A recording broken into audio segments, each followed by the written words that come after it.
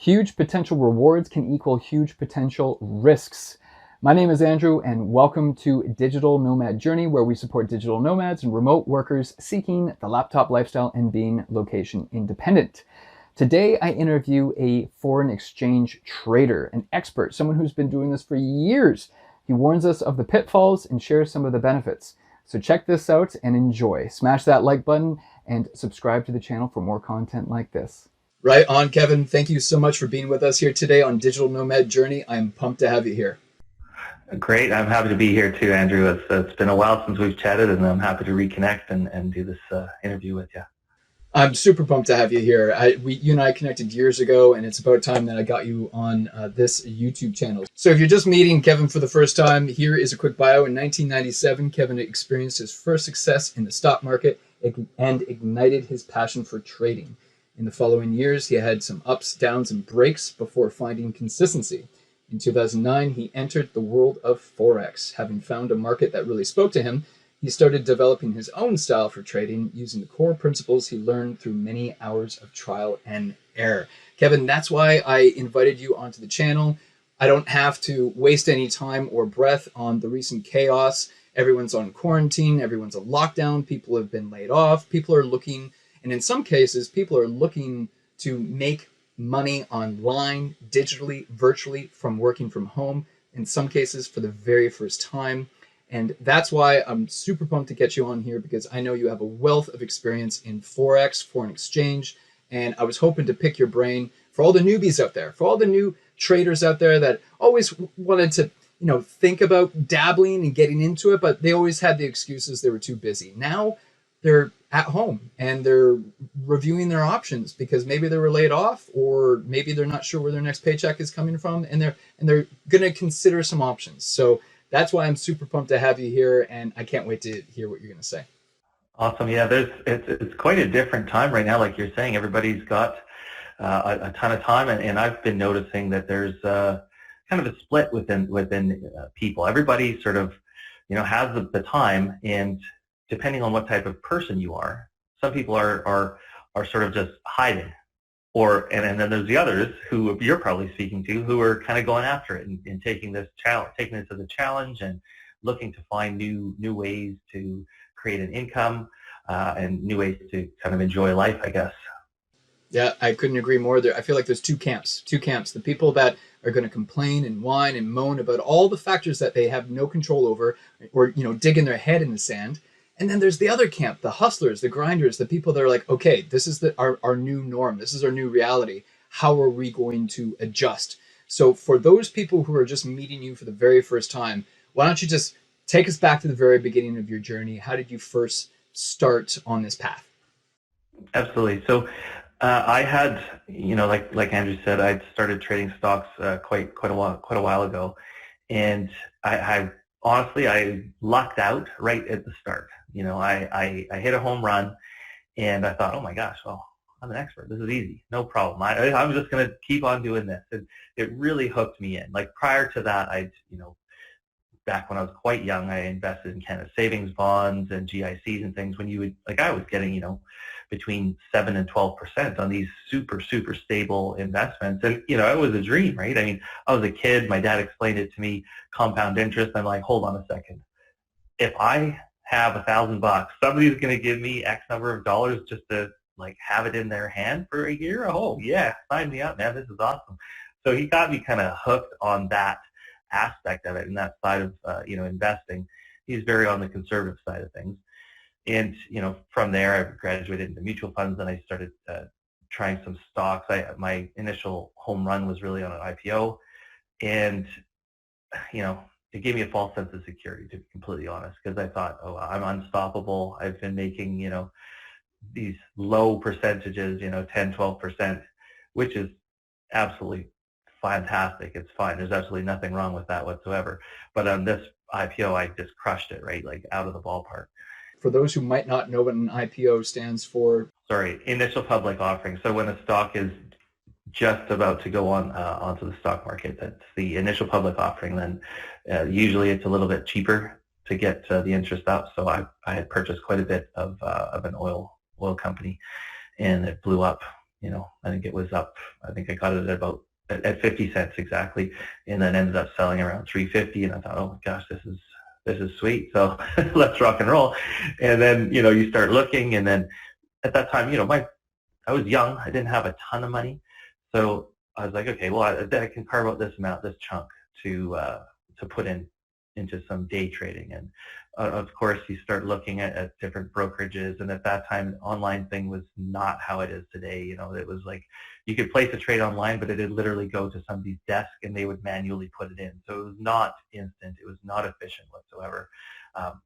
There were platforms that you could trade quickly on, but you had to have monstrous amounts of money, which I didn't have at the time.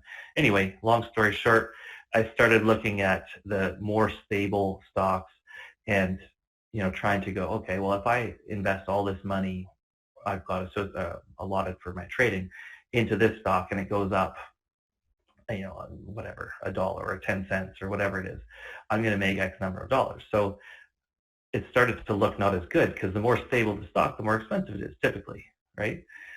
So as most people do, especially when they're aggressive, young, and think nothing can happen, you start looking at cheaper and cheaper and cheaper and cheaper stocks, because boy, oh boy, my $5,000 can get me a whole lot more of these little ones that are worth absolutely nothing. And if they go up 5 cents, well, holy smokes, my 10-cent stock goes to 15 cents, I've just made 50%. So that I started looking at those things, and believe it or not, actually developed a pretty decent method of analyzing them. I download the previous all the data basically that I could collect, put it into a spreadsheet, and started running filters on it and looking for volatility and increases and decreases and over the past certain time frames. And it worked out pretty well. I ran a small amount of money up pretty rapidly. But again, having really no solid background, no training, I was all in on every position. So instead of having, let's say you have X number of dollars, investing a small amount, I was like, nope, I'm putting it all in on each, on each one. So of course, that's a really good way to run your account up, but also a really good way to risk it all. And you're never going to be right all the time. So the equity curve was so sharp, it was like flying high and then crashing down, and flying high and crashing down. So anyway, yeah, it ended up leading me to taking a bit of a break from it, because it was just an emotional roller coaster. And when you don't know, you don't know. And of course, everybody knows everything when they're quite young. So that's my initial foray into trading. Ended up starting a company and growing it quite rapidly. And then in '09, I actually got injured on a motocross accident pretty bad, and kind of opened my eyes up to how vulnerable I was. Actually, the way I had designed my company, I was managing everybody and everything, and having me taken out and in hospital for, I was only in hospital for a week, but I was off my feet for approximately 12 months over a 2-year period. And it really opened my eyes. Like, I was unable to drive for a certain period of time, just due to pain medications and things like that. But it was an eye-opener, and it made me really sort of take a step back and go, what do I want to be doing, and how do I want to be doing it? Basically, it opened me up to the vulnerability that I wasn't aware that I had. So I kind of started really looking again at the markets and thinking, this is something I've always enjoyed, I've always been excited about. I really need to get back into this and find my way. So that's what I did. And yeah, it was a fun learning curve.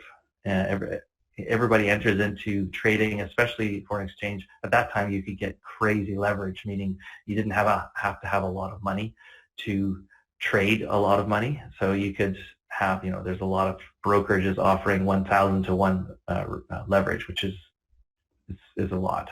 If you're not sure what that means, go look it up. It's not like that any longer so much. There's certain ones that you can get that, but they're a little bit on the sort of shadier side.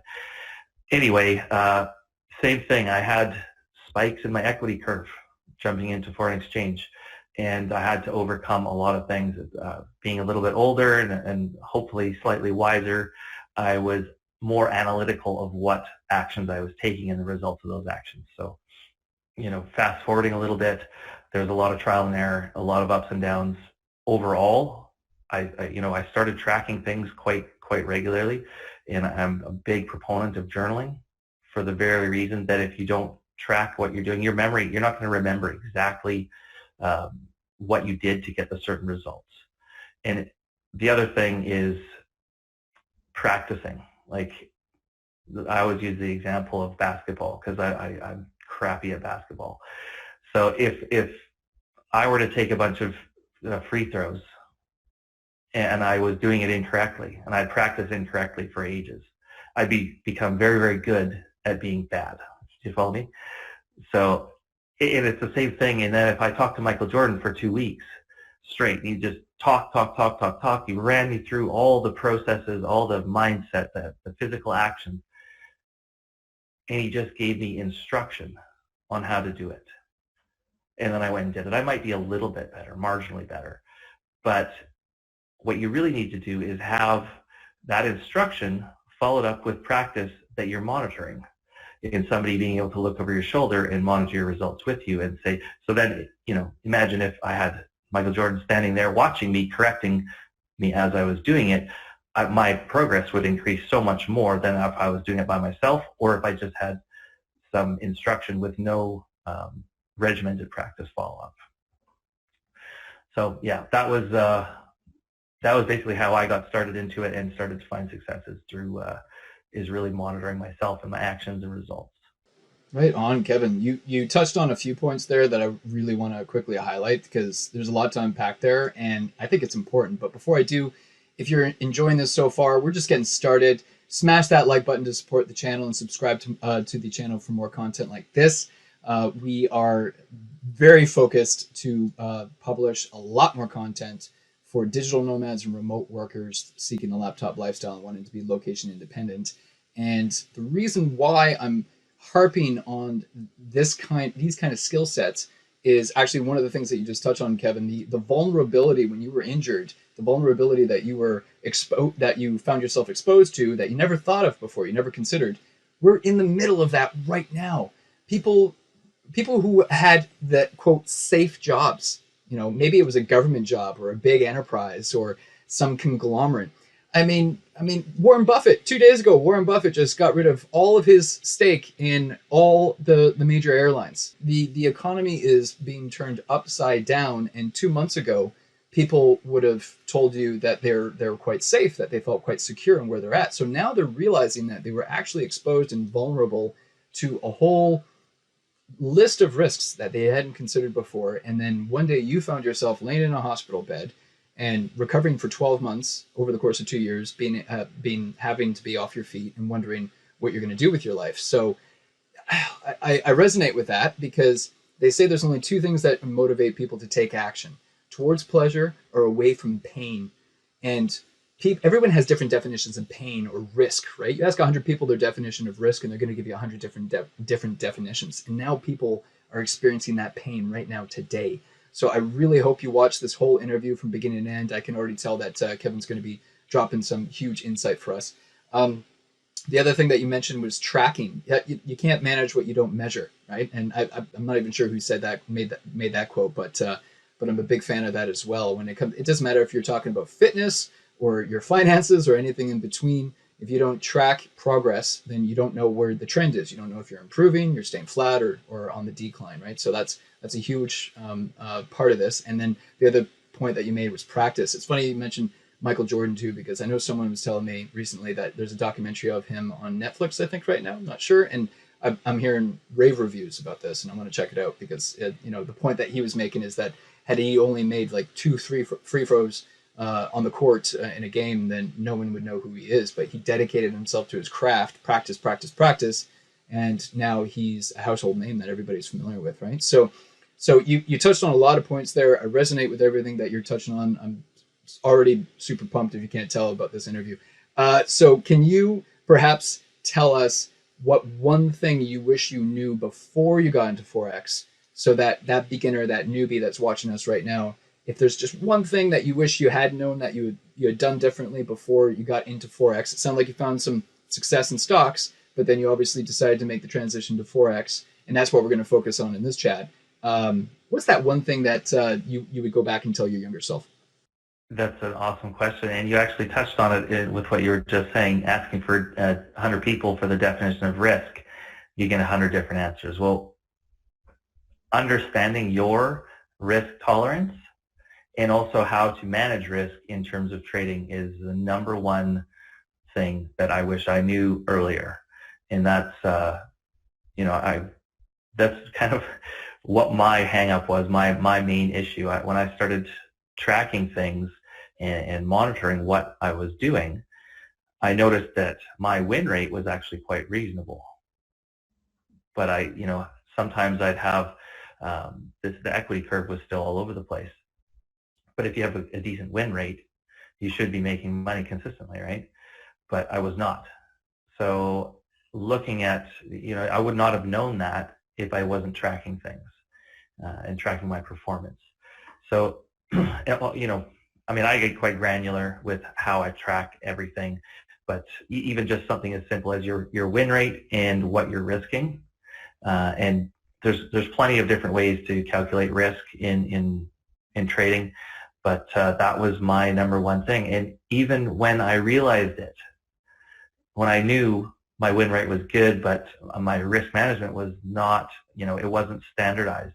And what I mean by that is, okay, let's say you and I have we're having a coin toss, okay, and we flip the coin 10 times. You choose heads, I choose tails, and you win 80% of the time, and I win only 20%.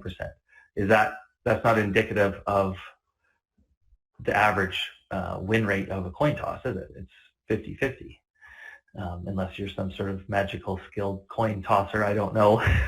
using the force. That's right. That's right. I'm sorry. I just watched Rise of Skywalker last night. It was May the 4th yesterday, so I was using the force. Yeah, got to do that, right? So yeah, that's basically it's been described as random distribution of success. Okay, so it doesn't necessarily mean in your first 10 trades. You're not going to have the same results as over 100 trades. Your averages are going to show up over a longer period of time, a larger sample size.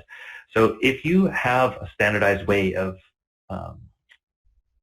per trade, per iteration of whatever you're doing, if you have a way that you can standardize what you're risking in terms of a percentage of your account balance, you're going to be able to smooth out your equity curve.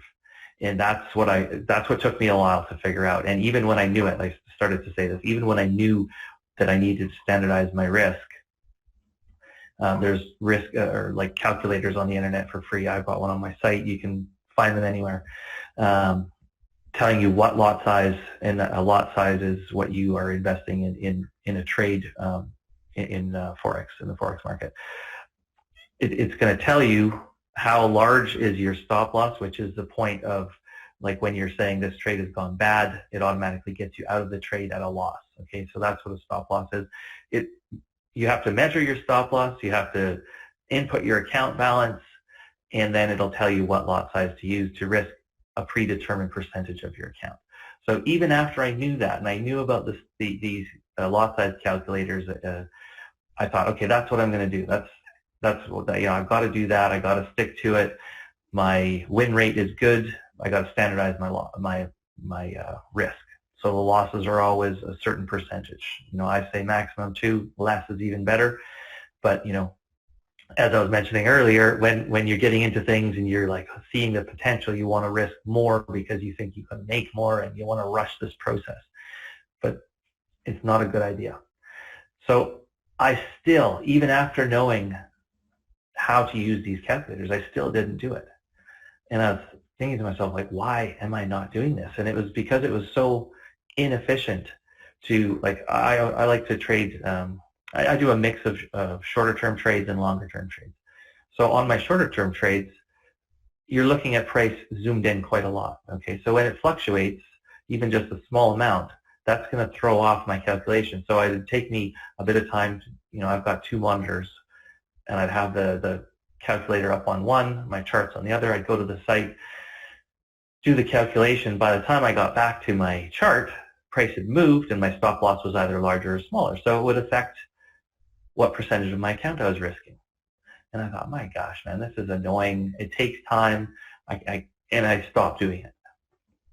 And I continued to see the same unstable results. Like, yes, you had some good weeks and then some bad weeks. And, over an average, like if you look at a large enough time frame, was doing progressing, making money.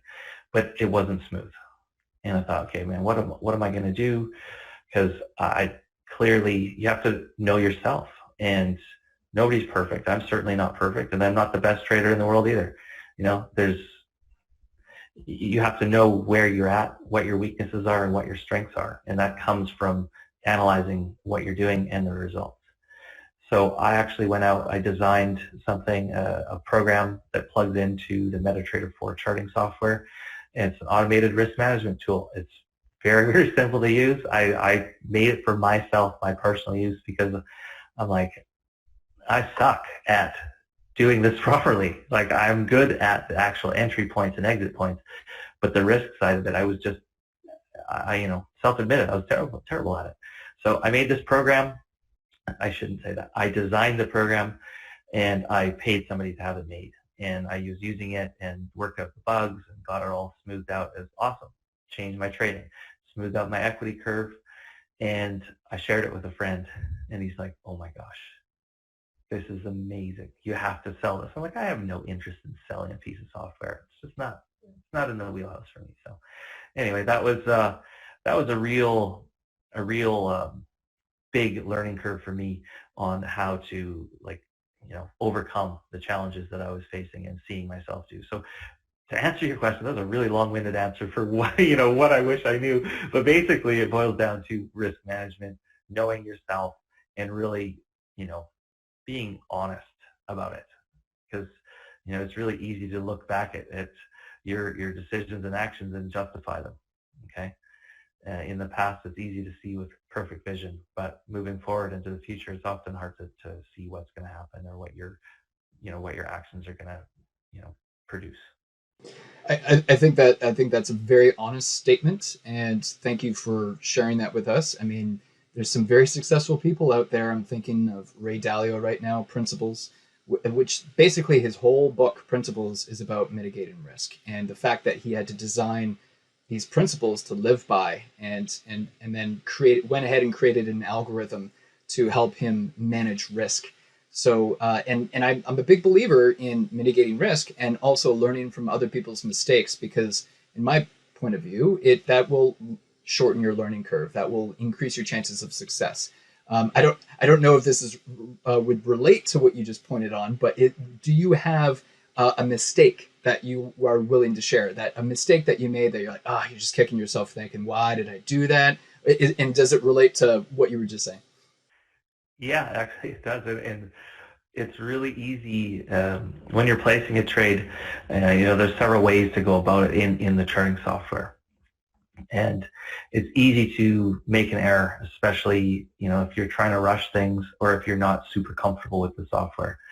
So in the case, initially I made errors just because I was getting used to things. It's easy to click the wrong button. Everybody's done it. Everybody's gone to sell a position and click buy. Everybody. Anyone who says they haven't is full of it. Everyone's made that mistake. But I think the worst is if you put in the wrong lot size, because if you're doing that manually, it's also easy if you're rushing to hit the decimal place in the wrong spot or not really look at what you're doing correctly. And yes, I definitely took a big hit. I accidentally put the wrong lot size in and far larger than I intended. I hit the right buy or sell. I don't even remember if it was a sell or buy position, but it went against me, and I was like, oh man, what the heck? And then you start going, and it's funny, in trading, your brain wants to do the exact opposite of what's good for you, because people are, and it's really strange, because people are far more likely to hold a losing position, hoping it'll turn around and come back to okay, and then sell it as soon as it's got 1 cent of profit. They're far more likely to hold a losing position for ages, way, way, way into the red, than they are to hold a winning position into the green, because it's fear. Okay, it's fear of loss, And if you admit you are wrong in that losing position, you have lost.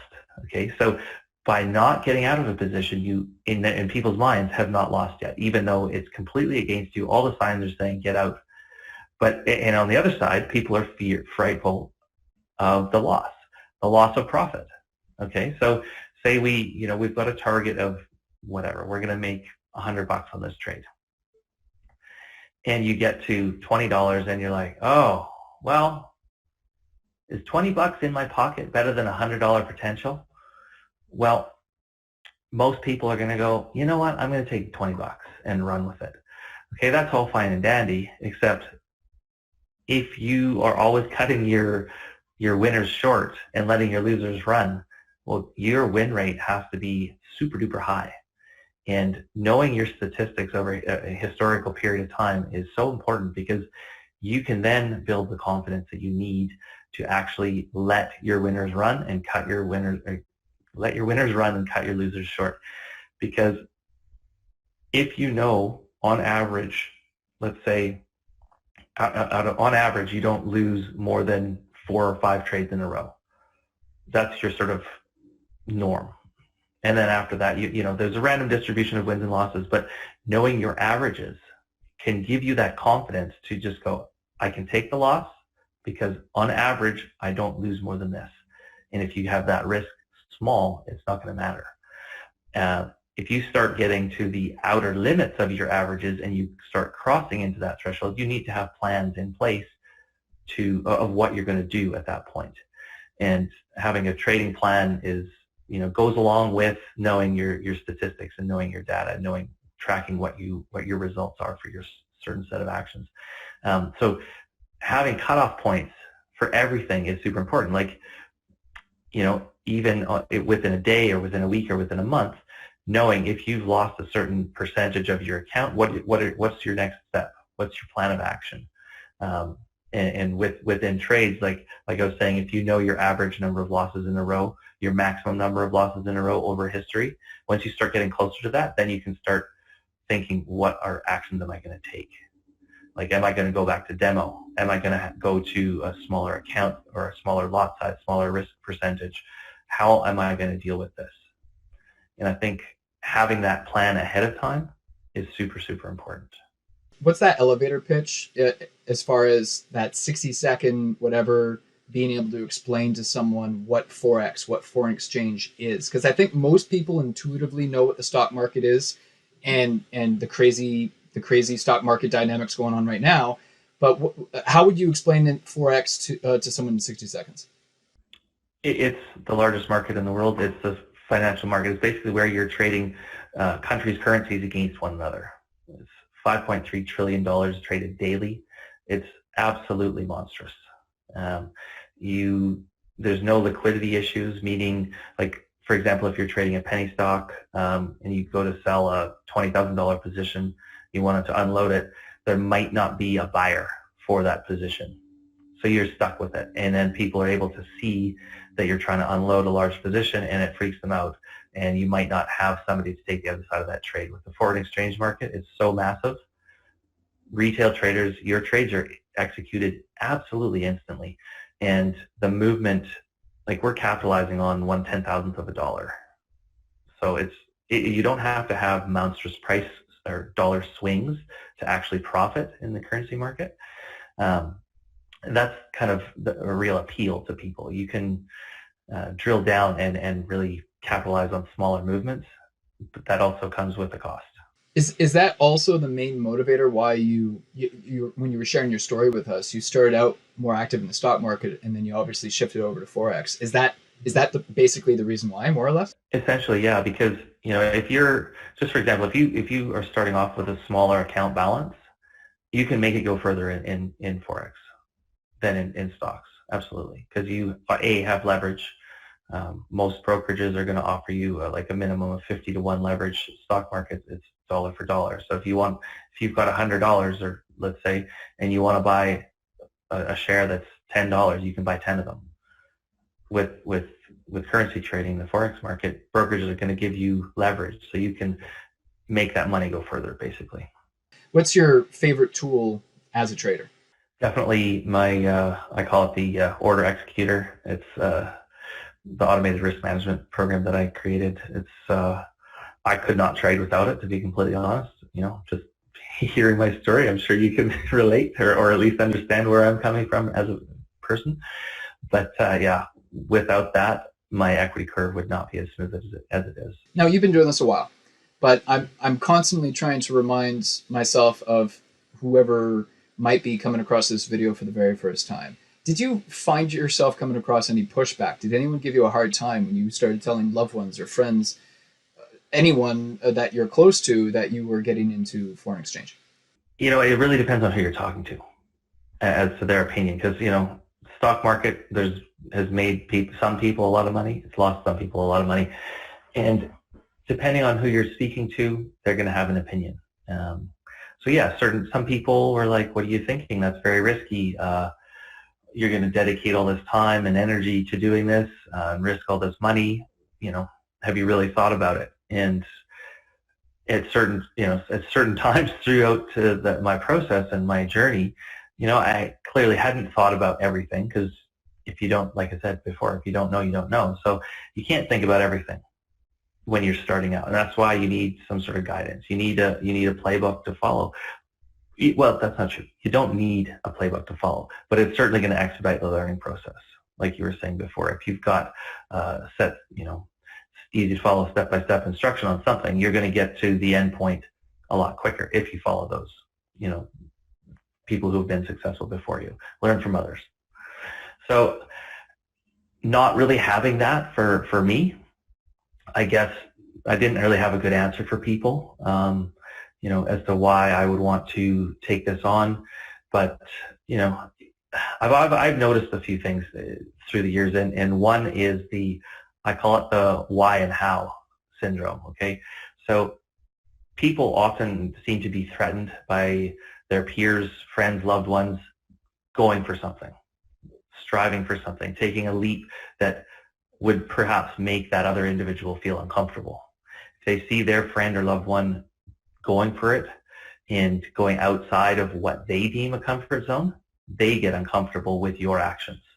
So a lot of times people will go, "Hey, Andrew, why are you doing that? Why are you doing this podcast? Why are you doing these videos? What, why?" Then all of a sudden, once you achieve a certain level of success, that why turns into a how.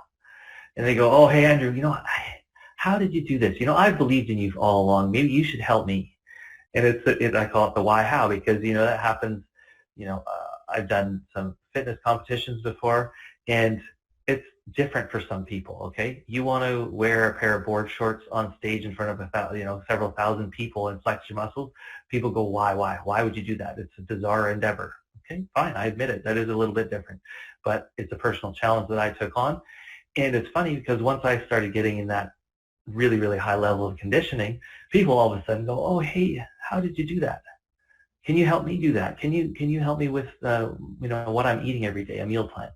It's like, it's just because they don't see the result yet. They don't have the confidence to go for it. And it's, you just have to believe in yourself and know that it's right for you. Really good answer, and I think believing in yourself is easier said than done, especially right now when times are very uncertain. I'm curious if you've noticed a trend, because you've been doing this a while and you help a lot of people. I'm curious if you've noticed a trend of challenges that people are constantly struggling with, and how they overcome those obstacles despite those challenges. What are the most common challenges, and how do you see people overcoming them? I think the most common, challenges would be people wanting an easy fix to their financial situation. Okay, so there's a lot of people out there who are in the industry of trading stocks or trading currencies, who are going to tell you that it's an easy way to make a lot of money. And, anyone who says that is trying to sell you something. And I saw a meme years ago, and I love it, and it's the truth to me. There's a picture of two desks, and above each desk there's a sign. On one sign it says, "I'm going to tell you what you want to hear," and then the other desk it says, "I'm going to tell you the truth." and you can guess which one had the huge lineup. I'm going to tell you what you want to hear. Well, I'm very transparent. You're not. If you think you're going to jump into this with no experience and $500 and you're going to get a Lamborghini in 6 months, you're dreaming. It ain't going to happen. There's a lot of people who will sell you the dream that will happen, but they're full of it. And it's an unfortunate situation. I've turned people away who want to learn several times. You know, I actually did a one-on-one call with a fellow years ago, and he said, I just quit my job. I've got $1,000. I want to join your team and learn from you, but I need to pay rent at the end of the month.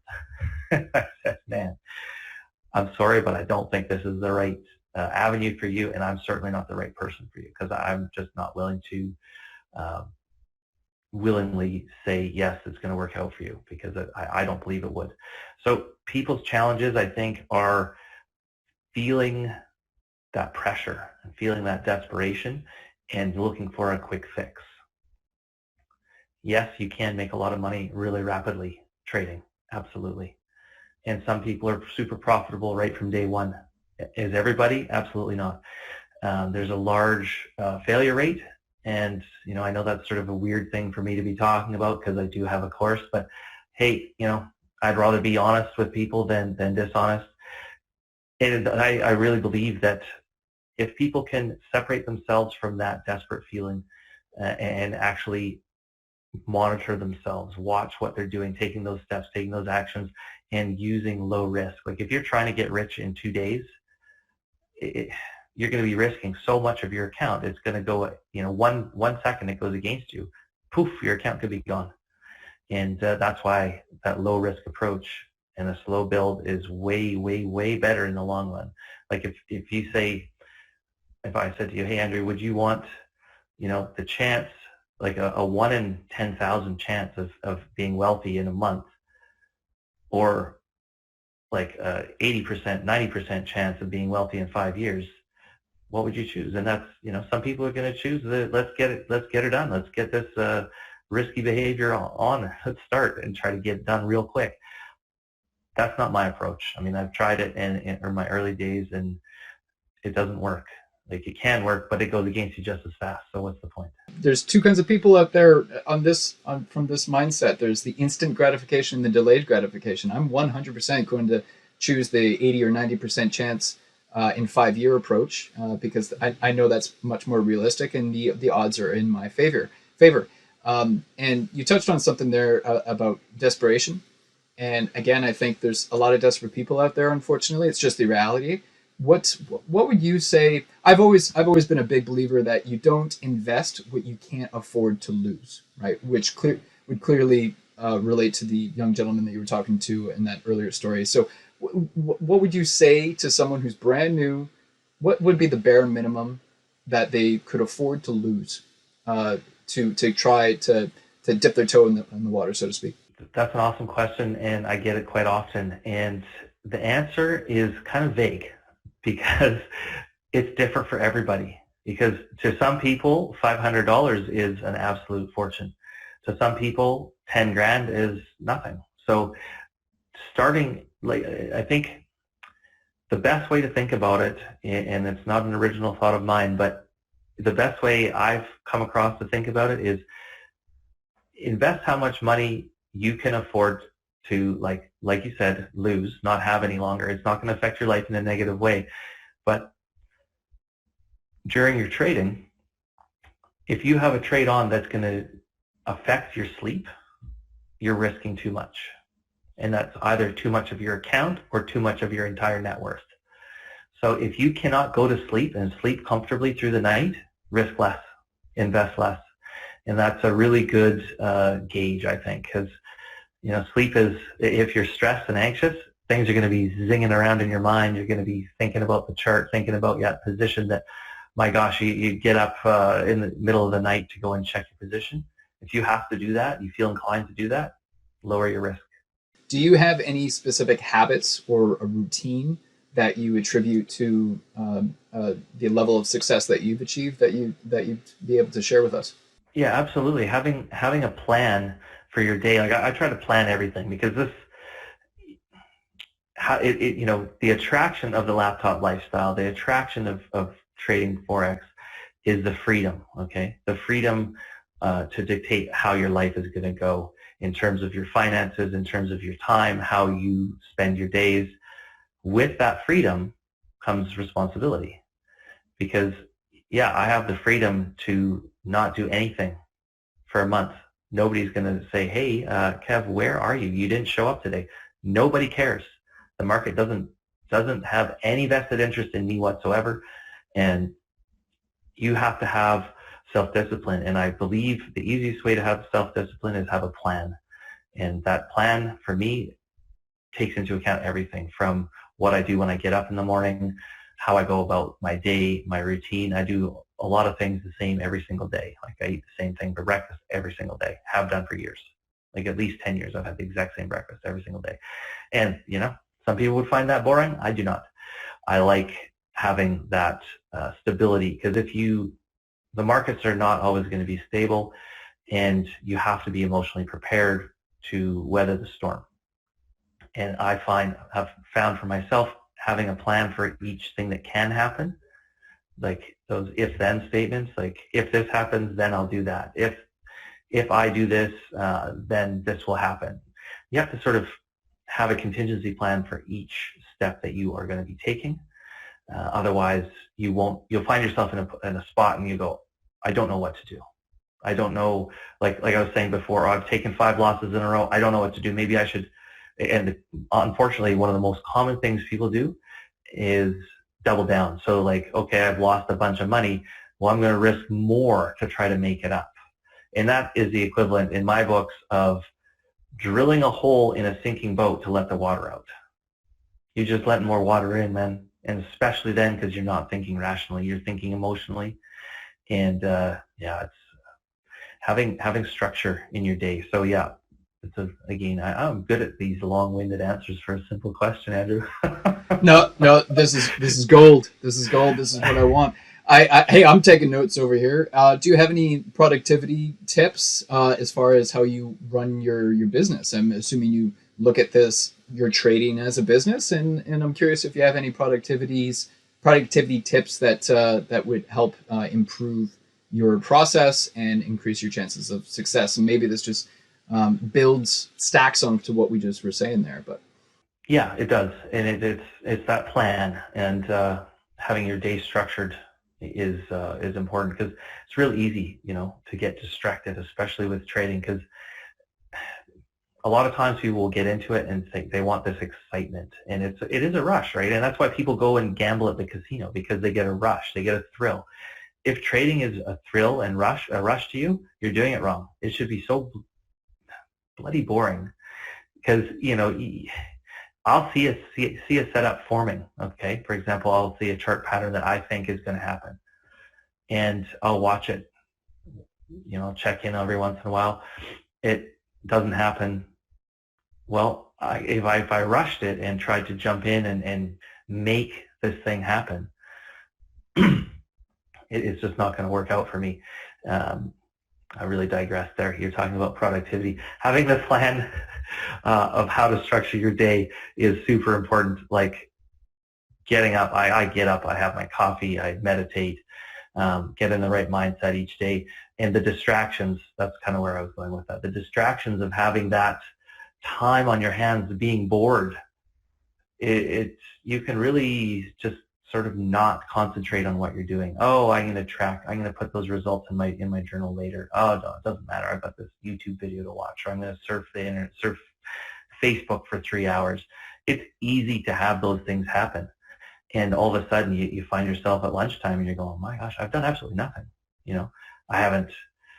Anyway, it's important to carve out little times for those distractions. And if you try to just ban yourself from it completely, then I think that's just like giving a kid a bunch of candy and putting it in a locked jar and saying, here, let's put this in your room, but you can't ever touch it, ever, ever, ever. It's torture, right? So allotting yourself time for those distractions is saying, in your brain then you go, well, I get that for this half hour of my day, do whatever I want to do. I waste my time on YouTube. I waste my time on Instagram or Facebook or whatever it is, your vice on the internet. But if you are trying to say, no, I'm not going to do any of this, I'm just going to be like militant, strict, blah, blah, blah. It's like trying to change your diet from eating McDonald's every single day to eating some sort of vegan diet overnight. Well, it's not going to happen. It's not going to last. You got to have a balance and break yourself of these things slowly and give yourself the opportunity to do those things that are drawing you in. You're speaking my language. One of my favorite quotes is a Tony Robbins quote that leaders anticipate and losers react. And I believe in calendarization as well. I calendarize everything. It served me well over the years. I will assume how long something takes, and then I update how long it actually takes, and then it serves as a bit of a journal as well. I can go back in time to see what was keeping me so busy, weeks or months ago. And it's important to have that self-awareness. And you're right, distractions. I mean, you could argue that many of us are struggling with distractions now more than ever because people are working from home for the first time. Many people are working from home for the first time. And digital nomads and remote professionals and virtual freelancers, they're already aware that that's going to happen. And you need to plan for it in advance. You need to set yourself up for success, right? I'm curious if do you outsource anything? Do you have an assistant or any freelancers that you contract work out to on a virtual, digital, remote basis? Like I've got 5 different programs that I created for trading, and those I work with a developer to develop because I have no interest in learning how to code anything. So that's really, in terms of my trading, that's the only outsourcing I've done. Yeah. I don't do any other. The rest is all just me. I'm curious if in your program, in your training, or the networking that you obviously no doubt do with other people that are also traders, do you come across people that are doing this from these tropical destinations, Fiji or Hawaii or the Canary Islands or anything? Do you find a lot of Forex traders living that digital nomadic lifestyle back when we were allowed to travel? Yeah, absolutely. I mean, once you find your success, you can do this from anywhere. And I actually missed the point a little bit ago, and I don't recall the exact question, but things that people can do to become successful. So that allure of being able to take your laptop and go and sit on the beach or sit in this amazing villa that's overlooking the ocean, that is the dream, right? That's why a lot of people get into currency trading, because you have the ability to do that.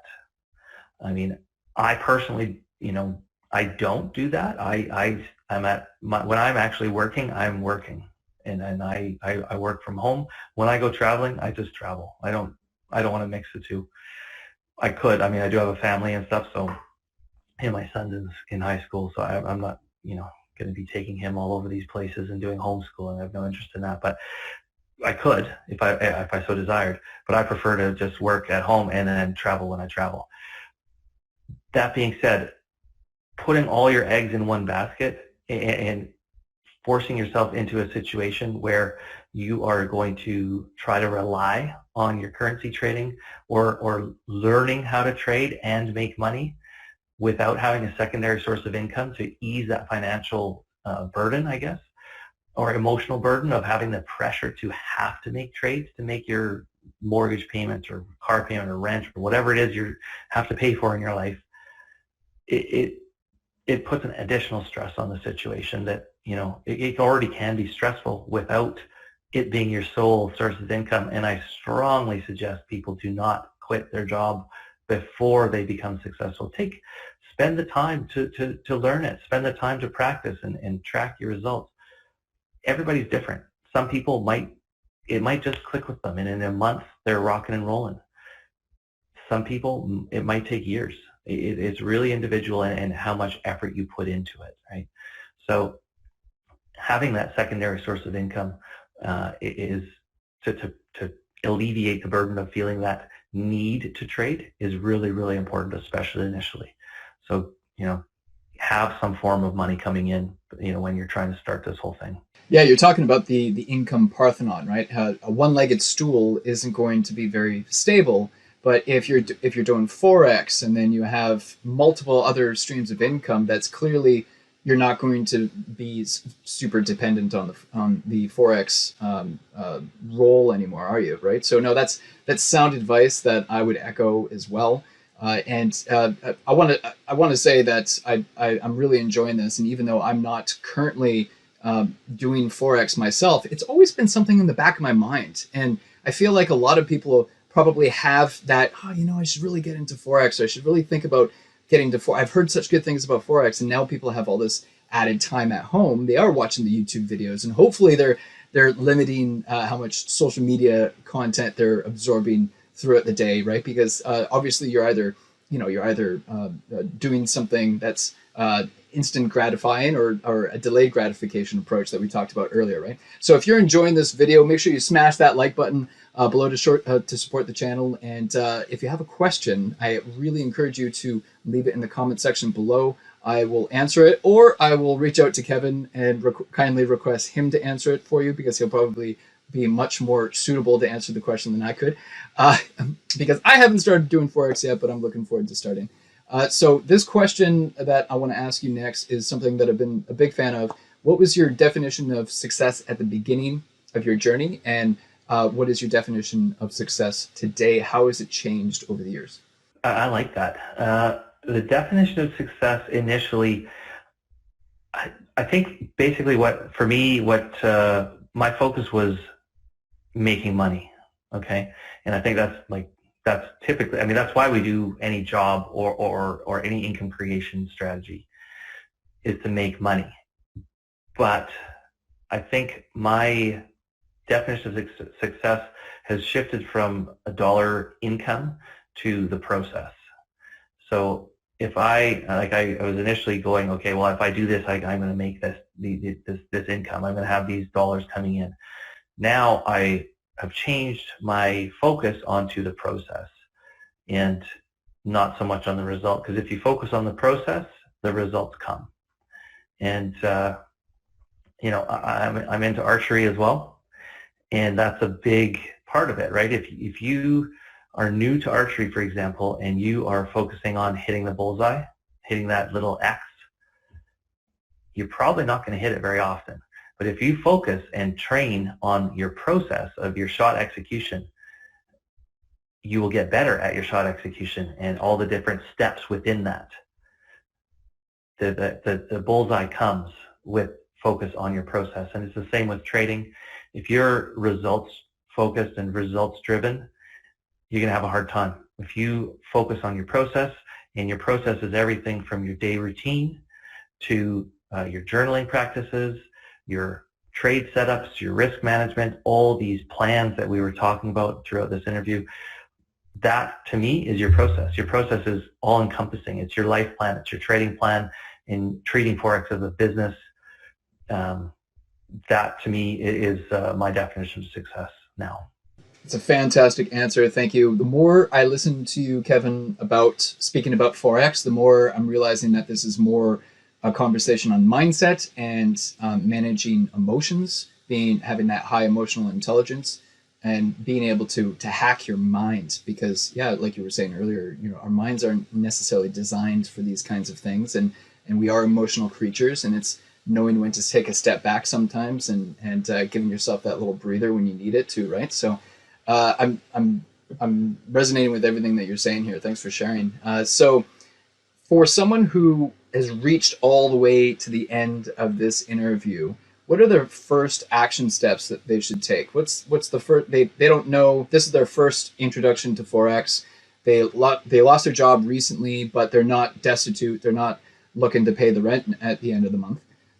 What is their first initial steps that they should take to increase their chances of success? I would suggest getting educated. Like you were saying before, it's a lot easier to learn from other people than get all the bumps and bruises yourself. So I feel as though if you find somebody who can help guide you through those steps and give you a strong structured foundation on what to practice and how, like even how to practice, I think that's a good first step. But if you start going in it, a lot of people will go, oh, well, I'm going to just wing it and see how I do, and then I'll try to figure it out properly later. Maybe I'll luck out and do real well. Maybe you will, maybe you won't. Chances are fairly slim that you'll just wing it and be okay. And then you're going to have to unlearn bad habits. I suggest trying to find a good platform to help you along the way. I love it. I love it. And I know you have a program, and you're probably far too modest to plug it yourself, but I'm going to make sure to include the link in the description below. But before we end, where would people get a hold of you if they want to reach you and learn more? Is there a website or a specific social media platform that you would prefer? How do people reach you? Yeah, I've got the website is action-fx.com. You can actually see it on my backdrop there, actionfx.com. That's a good place to reach me. You can hit me up on Messenger through the website or the contact form. You can email. I've got three free videos to get you kind of started, get a taste for things, and they're not all about like how to specifically place trades. It's more about your income structure, financial awareness, and an intro to foreign exchange, so you can get a little bit of a rounded view of what I'm about, and hopefully it'll open your eyes to a few different things as well. Fantastic. Yeah, Kevin, thanks so much for joining us here. I really appreciate your time. I hope that this was useful for you, the viewer, to make sure that this perhaps opened up your eyes to an opportunity that you perhaps didn't consider before. But yeah, thanks again, Kevin, for joining us today. I really appreciate it. Well, I'm very thankful to have been invited onto the show, Andrew, and I love what you're doing. It's awesome, and I'm very honored to be on it. So thank you. Thanks for the kind words. I appreciate it. Yeah, so make sure you smash that like button and subscribe to the channel for more content like this. I am dedicated to bringing on more experts like Kevin onto Digital Nomad Journey, so that you realize that there are plenty of opportunities to earn an income online virtually, so that you can work from home in your pajamas or from the beach or the mountain cabin or what have you, wherever you want to work. But you will find some more videos here on my channel that you will find useful. And with that, I will leave you with Own the Day and Make It Yours. Take care.